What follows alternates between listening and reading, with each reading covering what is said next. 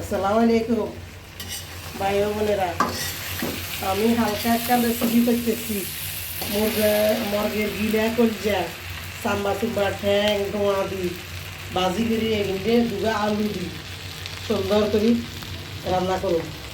বুঝছেন আজ সলিড গুস্ত নাই এগুলো ঠ্যাং ডোয়া গিলা কলজা এগুলা দিই রেসিপি করি আলু এগুলো আলাদা আলু আছে দেখেন এগুলো খুব মজা এগুলো সলিড গুস্ত তো এগুলো মজা। আর এখান দিয়ে আমি বসাচ্ছি ভাত ভাত রান্না করে নিই। আর বাকিগুলো পরে আসতে আমি গিলা করে যেগুলো আগে দিই বাজি করতেছি এগুলা সুন্দর করে বাজি করি লাল লাল করি পরে দুগা আলু কাটি দিব দিয়ে সুন্দর করি গামা গামা ঝোল করি রান্না করব।